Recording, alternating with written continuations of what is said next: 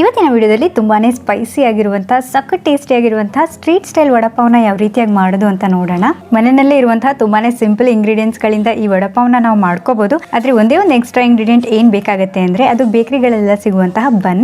ಅದನ್ನ ಬಿಟ್ರೆ ಇನ್ನೆಲ್ಲ ಇಂಗ್ರೀಡಿಯೆಂಟ್ಸ್ ಕೂಡ ತುಂಬಾನೇ ಸಿಂಪಲ್ ಆಗಿ ಮನೆಯಲ್ಲೇ ಸಿಕ್ಬಿಡತ್ತೆ. ಮತ್ತೆ ಹೊರಗಡೆ ಸಿಗುವಂತ ಟೇಸ್ಟ್ ನಲ್ಲೇ ಮಾಡ್ಬೇಕು ಅಂದ್ರೆ ಒಂದು ಸಣ್ಣ ಪುಟ್ಟ ಸೀಕ್ರೆಟ್ ಗಳಿದೆ, ಅದನ್ನ ಕೂಡ ಈ ವಿಡಿಯೋದಲ್ಲಿ ಹೇಳ್ಕೊಟ್ಟಿದ್ದೀನಿ. ಸೊ ಎಲ್ಲೂ ಮಿಸ್ ಮಾಡ್ದಿರಾ ಪೂರಾ ವಿಡಿಯೋ ನೋಡಿ. ತುಂಬಾ ಸಿಂಪಲ್ ಆಗಿ ಮತ್ತೆ ಟೇಸ್ಟಿಯಾಗಿ ಮಾಡ್ಕೋಬಹುದಾಗಿರುವಂತಹ ರೆಸಿಪಿ ಆಗಿರೋದ್ರಿಂದ ಇವತ್ತೇ ಮನೆಯಲ್ಲಿ ಟ್ರೈ ಮಾಡಿ ನೋಡಿ ಹೇಗೆ ಬಂತು ಅಂತ ನನಗೆ ಕಮೆಂಟ್ ಮಾಡಿ ತಿಳಿಸೋದನ್ನ ಮಾತ್ರ ಮರಿಬೇಡಿ. ಇವತ್ತಿನ ವಿಡಿಯೋ ಇಷ್ಟ ಆದರೆ ಲೈಕ್ ಮಾಡಿ, ನಿಮ್ಮ ಫ್ರೆಂಡ್ಸ್ ಫ್ಯಾಮಿಲಿ ಎಲ್ಲರಿಗೂ ಹೆಚ್ಚು ಶೇರ್ ಮಾಡಿ. ನೀವೇನು ನಮ್ಮ ಚಾನಲ್ಗೆ ಸಬ್ಸ್ಕ್ರೈಬ್ ಮಾಡ್ಕೊಂಡಿಲ್ಲ ಅನ್ನೋದಿದ್ರೆ ಈ ಕೂಡಲೇ ಸಬ್ಸ್ಕ್ರೈಬ್ ಮಾಡ್ಕೊಳ್ಳಿ. ಬನ್ನಿ ಫಟಾಫಟ್ ಅಂತ ಹೊರಗಡೆ ಸಿಗುವಂತ ವಡಪಾವ್ನ ಯಾವ ರೀತಿಯಾಗಿ ಮನೆಯಲ್ಲೇ ಸಿಂಪಲ್ ಆಗಿ ಮಾಡ್ಕೊಳ್ಳೋದು ಅಂತ ನೋಡ್ಕೊಂಡು ಬರೋಣ.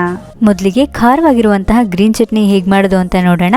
3 ಹಸಿಮೆಣಸಿನಕಾಯಿ ತಗೊಂಡಿದ್ದೀನಿ, 2 ಬೆಳ್ಳುಳ್ಳಿ ಹೆಸರು ತಗೊಂಡಿದ್ದೀನಿ, ಮತ್ತೆ 1 ಹಿಡಿಯಷ್ಟು ಕೊತ್ತಂಬರಿ ಸೊಪ್ಪು ತಗೊಂಡಿದ್ದೀನಿ, ಮತ್ತೆ 2 ರಿಂದ 3 ಕಡ್ಡಿಯಷ್ಟು ಪುದೀನಾ ಸೊಪ್ಪು ತಗೊಂಡಿದ್ದೀನಿ, 1 ದೊಡ್ಡ ಚಮಚದಷ್ಟು ನಿಂಬೆ ರಸ ಹಾಕೊಂಡಿದ್ದೀನಿ, ರುಚಿಗೆ ತಕ್ಕಷ್ಟು ಉಪ್ಪು ಹಾಕೊಂಡಿದ್ದೀನಿ, ಮತ್ತೆ ಸ್ವಲ್ಪ ನೀರು ಹಾಕೊಂಡು ಇದನ್ನ ನುಣ್ಣಗಾಗೋವರೆಗೂ ರುಬ್ಕೊಂಡಿದ್ದೀನಿ.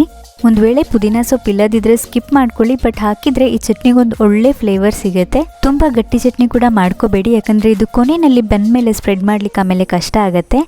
ನೆಕ್ಸ್ಟ್ 4 ಆಲೂಗೆಡ್ಡೆನ ಸ್ವಲ್ಪ ಉಪ್ಪು ಹಾಕಿ 3 ವಿಸಿಲ್ ತಗೊಂಡು ಬೇಯಿಸಿಟ್ಕೊಂಡಿದ್ದೀನಿ. ಇದು ತಣ್ಣಗಾದ ನಂತರ ಸಿಪ್ಪೆ ತೆಗೆದು ಮ್ಯಾಶ್ ಮಾಡಿ ಇಟ್ಕೊತೀನಿ.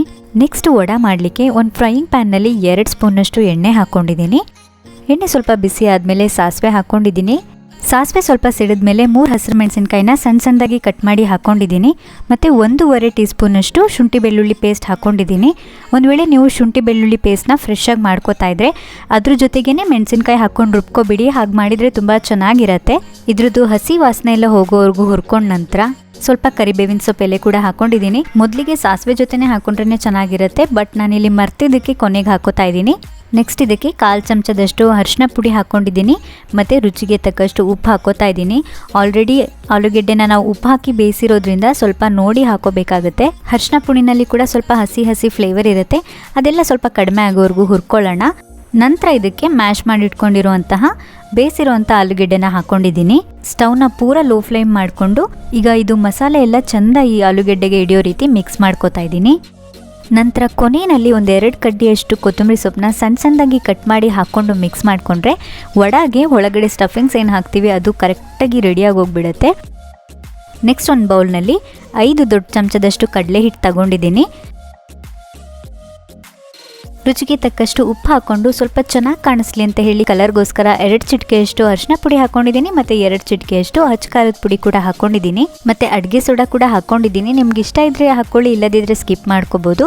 ಇದಿಷ್ಟನ್ನು ಒಮ್ಮೆ ಡ್ರೈ ಮಿಕ್ಸ್ ಮಾಡಿಕೊಂಡು ಸ್ವಲ್ಪನೇ ನೀರು ಸೇರಿಸ್ಕೊಂತ ಒಂದು ಬ್ಯಾಟರ್ ಥರ ಪ್ರಿಪೇರ್ ಮಾಡ್ಕೊತೀನಿ. ನಾವು ಅವಾಗಲೇ ಆಲೂಗೆಡ್ಡೆ ಪಲ್ಯನ ಸ್ಟಫಿಂಗ್ ಥರ ರೆಡಿ ಮಾಡ್ಕೊಂಡ್ವಲ್ವಾ, ಅದನ್ನ ಒಂದು ಮೀಡಿಯಂ ಸೈಜ್ನಲ್ಲಿ ಎಲ್ಲದನ್ನು ಕೂಡ ಈ ರೀತಿಯಾಗಿ ಉಂಡೆಗಳನ್ನಾಗಿ ಮಾಡಿ ಇಟ್ಕೊತಾ ಇದ್ದೀನಿ. ಉಂಡೆ ರೀತಿನೂ ಮಾಡ್ಕೋಬಹುದು ಅಥವಾ ಚಪಾತಿ ರೀತಿನೂ ಮಾಡ್ಕೋಬಹುದು, ನಿಮಗೆ ಯಾವ ರೀತಿಯಾಗಿ ಬೇಕನ್ಸುತ್ತೋ ಆ ರೀತಿಯಾಗಿ ಮಾಡ್ಕೊಳ್ಳಿ.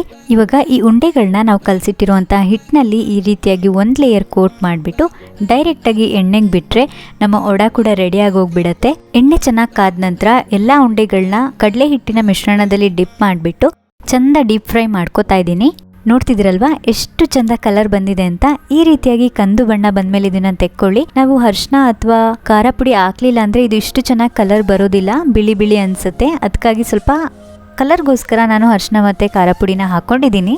ಮತ್ತೆ ನಾವು ಕಲಸಿಟ್ಕೊಂಡಿರುವಂಥ ಹಿಟ್ಟಲ್ಲಿ ಎಕ್ಸ್ಟ್ರಾ ಏನಾದ್ರು ಉಳಿದಿದ್ರೆ ಈ ರೀತಿಯಾಗಿ ಅದನ್ನ ಎಣ್ಣೆನಲ್ಲಿ ಕ್ರಿಸ್ಪಿಯಾಗಿ ಒಂದ್ಸರಿ ಡೀಪ್ ಫ್ರೈ ಮಾಡ್ಕೊಳ್ಳಿ. ನಾವು ಸ್ಟ್ರೀಟ್ ಸ್ಟೈಲ್ ವಡಾಪಾವ್ ಮಾಡ್ಕೋತಾ ಇರೋದ್ರಿಂದ ಇದು ತುಂಬಾನೇ ಇಂಪಾರ್ಟೆಂಟ್ ಆಗತ್ತೆ. ಸೊ ಅವ್ರು ಏನ್ ಮಾಡ್ತಾರೆ ಅಂದ್ರೆ ನೆನ್ನೆ ವಡೆ ಮಾಡಿ ಉಳಿದಿರುವಂತಹ ಹಿಟ್ಟನ್ನ ಈ ರೀತಿಯಾಗಿ ಕ್ರಿಸ್ಪಿಯಾಗಿ ಕರ್ದಿಟ್ಕೊಂಡಿರ್ತಾರೆ. ಇವತ್ತು ಡ್ರೈ ಚಟ್ನಿ ಮಾಡಬೇಕಾದ್ರೆ ಈ ಕರ್ದಿರುವಂತಹ ಕ್ರಿಸ್ಪಿ ಹಿಟ್ಟೇನಿದೆ ಇದನ್ನ ಬಳಸ್ಕೊಂಡು ಡ್ರೈ ಚಟ್ನಿ ಮಾಡ್ತಾರೆ. ಅದಕ್ಕಾಗಿ ನಾವು ಎಷ್ಟೇ ಮನೆಯಲ್ಲಿ ಟ್ರೈ ಮಾಡಿದ್ರು ಕೂಡ ಅವ್ರು ಮಾಡಿದ ರೀತಿಯಲ್ಲಿ ಡ್ರೈ ಚಟ್ನಿ ಟೇಸ್ಟ್ ಬರೋದಿಲ್ಲ. ಈ ವಿಷಯ ತುಂಬಾ ಜನಕ್ಕೆ ಗೊತ್ತಿಲ್ಲ, ಇದೊಂಥರ ಸೀಕ್ರೆಟ್ ಅಂತಾನೆ ಅನ್ಕೊಳ್ಳಿ. ಇವಾಗ ಡ್ರೈ ಚಟ್ನಿ ಅಥವಾ ಚಟ್ನಿ ಪುಡಿ ಅವ್ರು ಮಾಡ್ತಾರಲ್ವ ಅದನ್ನ ಯಾವ ರೀತಿಯಾಗಿ ಮಾಡೋದು ಅಂತ ನೋಡೋಣ. 1 ಟೀ ಸ್ಪೂನಷ್ಟು ಎಣ್ಣೆ ಹಾಕೊಂಡಿದ್ದೀನಿ, ಮತ್ತೆ 2 ರಿಂದ 3 ಟೀ ಸ್ಪೂನಷ್ಟು ಕಡಲೆ ಬೀಜ ಹಾಕೊಂಡು ಸ್ವಲ್ಪ ಇದನ್ನ ಹಾಗೆ ಲೋ ಫ್ಲೇಮ್ನಲ್ಲಿ ಹುರ್ಕೊತಾ ಇದ್ದೀನಿ. ಇದೊಂದು 2 ನಿಮಿಷ ಇದೇ ರೀತಿ ಹುರಿದ ನಂತರ 9 ರಿಂದ 10 ಬೆಳ್ಳುಳ್ಳಿ ಎಸಳುಗಳನ್ನ ಇದಕ್ಕೆ ಹಾಕೊಂಡಿದ್ದೀನಿ. ಇದನ್ನ ಕೂಡ 1-2 ನಿಮಿಷ ಹಾಗೆ ಹುರ್ಕೊಂಡ ನಂತರ 1/4 ಭಾಗದಷ್ಟು ಡ್ರೈ ಕೊಬ್ಬರಿನ ತುರಿದಿಟ್ಕೊಂಡಿದ್ದೀನಿ. ಇದನ್ನ ಕೂಡ ಕಲರ್ ಚೇಂಜ್ ಆಗೋವರೆಗೂ ಹುರ್ಕೋತೀನಿ. ಒಣಮೆಣಸಿನ್ಕಾಯಿ ಇದ್ದರೆ ನೀವು ಇದಕ್ಕೆ ಒಣಮೆಣಸಿನ್ಕಾಯಿ ಕೂಡ ಹಾಕ್ಕೊಂಡು ಹುರ್ಕೋಬೋದು. ನಾನಿಲ್ಲಿ ಹಚ್ಚ ಖಾರದ ಪುಡಿನ ಹಾಕೋತಾ ಇದ್ದೀನಿ, 1/4 ಟೀ ಸ್ಪೂನಷ್ಟು. ಸ್ಟವ್ ಆಫ್ ಮಾಡ್ಕೊಂಡು ನಂತರ ಹಾಕೋತಾ ಇದ್ದೀನಿ, ಇಲ್ಲದಿದ್ದರೆ ಇದು ಪೂರ ಕಪ್ಪಾಗಿ ಹೋಗ್ಬಿಡುತ್ತೆ. ಆಲ್ರೆಡಿ ಪ್ಯಾನ್ನಲ್ಲಿ ಸಾಕಷ್ಟು ಹೀಟ್ ಇರುತ್ತೆ, ಅದರಲ್ಲೇ ಮ್ಯಾನೇಜ್ ಆಗುತ್ತೆ. ಇದು ಪೂರ್ತಿ ತಣ್ಣಗಾಗೋವರೆಗೂ ಹಾಗೆ ಬಿಟ್ಬಿಡಬೇಕು. ನಂತರ ಇದನ್ನು ಮಿಕ್ಸಿನಲ್ಲಿ ರುಬ್ಕೋಬೇಕಾಗತ್ತೆ. ಇದು ತಣ್ಣಗಾದ ನಂತರ ಮಿಕ್ಸಿ ಜಾರ್ಗೆ ಹಾಕ್ಕೊಂಡಿದ್ದೀನಿ. ಮತ್ತು 1/4 ಟೀ ಸ್ಪೂನಷ್ಟು ಧನಿಯಾ ಪುಡಿ, ರುಚಿಗೆ ತಕ್ಕಷ್ಟು ಉಪ್ಪು, ಮತ್ತು ನಾವು ಆವಾಗಲೇ ಕರೆದಿಟ್ಕೊಂಡಿದ್ವಲ್ಲ ಎಕ್ಸ್ಟ್ರಾ ಬ್ಯಾಟರ್, ಅದನ್ನು ಹಾಕ್ಕೊಂಡಿದ್ದೀನಿ. ಒಂದು ವೇಳೆ ಎಕ್ಸ್ಟ್ರಾ ಹಿಟ್ಟು ಉಳ್ಕೊಂಡ್ರೆ ಮಾತ್ರ ನೀವು ಈ ರೀತಿಯಾಗಿ ಮಾಡ್ಕೊಳ್ಳಿ, ಇದನ್ನು ಸ್ಕಿಪ್ ಮಾಡಿಕೊಂಡ್ರೂ ಕೂಡ ನಡೆಯುತ್ತೆ. ಈ ರೀತಿಯಾಗಿ ನೀರು ಹಾಕ್ತಲೇ ಡ್ರೈ ಆಗಿ ತರಿಯಾಗಿ ಪುಡಿ ಥರ ಮಾಡ್ಕೊಂಡಿದ್ದೀನಿ. ನೆಕ್ಸ್ಟ್ ನಾನಿಲ್ಲಿ ಪಾವ್ ಬನ್ ತಗೊಂಡಿದ್ದೀನಿ. ವಡಪಾವ್ಗೆ ಅಂತಲೇ ಹೇಳಿ ಬೇರೆ ರೀತಿಯಾದಂಥ ಬನ್ ಸಿಗತ್ತೆ. ಮಾಮೂಲಿ ಬನ್ಗೂ ಇದಕ್ಕೂ ಏನು ಡಿಫ್ರೆನ್ಸ್ ಅಪ್ಪ ಅಂದರೆ ಇದು ಸಪ್ಪೆ ಇರುತ್ತೆ, ಅಂದರೆ ಇದರಲ್ಲಿ ಜಾಸ್ತಿ ಸಕ್ಕರೆ ಎಲ್ಲ ಹಾಕಿರೋದಿಲ್ಲ. ಸಪ್ಪೆ ಬನ್ ಅಂತ ಕೂಡ ಕರೀತಾರೆ. ಬೇಕ್ರಿಗಳಲ್ಲಿ ಪಾವ್ ಬನ್ ಅಂತ ಕೇಳಿದರೆ ಕೊಡ್ತಾರೆ. ಇದಿಲ್ಲದಿದ್ದರೆ ನೀವು ಡೆಫಿನೆಟ್ಲಿ ನಾರ್ಮಲ್ ಬನ್ ಕೂಡ ತಗೋಬೋದು. ಇವಾಗ ವಡಪಾವ್ ಮಾಡಲಿಕ್ಕೆ ಫೈನಲ್ ಆಗಿ ಏನೇನೆಲ್ಲ ರೆಡಿಯಾಗಿದೆ ಅಂತ ನೋಡೋಣ. ವಡ ರೆಡಿ ಇದೆ, ಮತ್ತು ಪಾವ್ ಬನ್ನ ಈ ರೀತಿಯಾಗಿ ಮಧ್ಯದಲ್ಲಿ ಒಂದು ಸ್ಲಿಟ್ ಮಾಡಿ ಇಟ್ಕೊಂಡಿದ್ದೀನಿ. ಬೇಕಿದ್ರೆ ನೀವು ಇದನ್ನು ಬೆಣ್ಣೆ ಹಾಕಿಬಿಟ್ಟು ಸ್ವಲ್ಪ ತವಾ ಮೇಲೆ ಬಿಸಿ ಕೂಡ ಮಾಡ್ಕೋಬೋದು.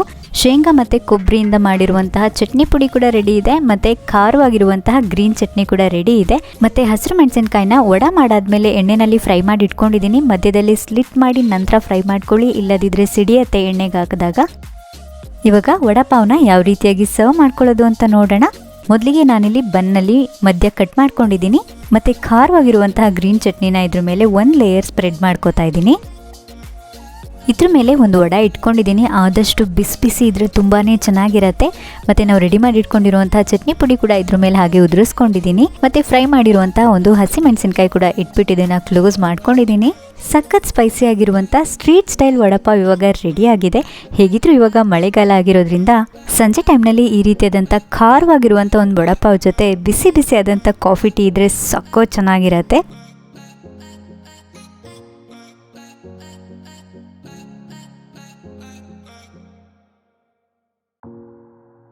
ನೋಡಿದ್ರಲ್ವಾ ವಡಪಾವ್ ಮಾಡೋದು ಎಷ್ಟು ಸಿಂಪಲ್ ಅಂತ. ನೀವು ಕೂಡ ಮನೆಯಲ್ಲಿ ಟ್ರೈ ಮಾಡಿ ನೋಡಿ, ಹೇಗೆ ಬಂತು ಅಂತ ನನಗೆ ಕಮೆಂಟ್ ಮಾಡಿ ತಿಳಿಸೋದನ್ನು ಮಾತ್ರ ಮರಿಬೇಡಿ. ಇವತ್ತಿನ ವಿಡಿಯೋ ಇಷ್ಟ ಆದರೆ ಲೈಕ್ ಮಾಡಿ, ನಿಮ್ಮ ಫ್ರೆಂಡ್ಸ್ ಫ್ಯಾಮಿಲಿ ಎಲ್ಲರಿಗೂ ಹೆಚ್ಚು ಶೇರ್ ಮಾಡಿ. ನೀವೇನೋ ನಮ್ಮ ಚಾನಲ್ಗೆ ಸಬ್ಸ್ಕ್ರೈಬ್ ಆಗಿಲ್ಲ ಅನ್ನೋದಿದ್ರೆ ಈ ಕೂಡಲೇ ಸಬ್ಸ್ಕ್ರೈಬ್ ಮಾಡ್ಕೊಳ್ಳಿ. ನಾನು ನಿಮಗೆ ಸಿಗ್ತೀನಿ ಮತ್ತೊಂದು ವಿಡಿಯೋ ಜೊತೆ. ಅಲ್ಲಿವರೆಗೂ ಹ್ಯಾಪಿ ಕುಕಿಂಗ್.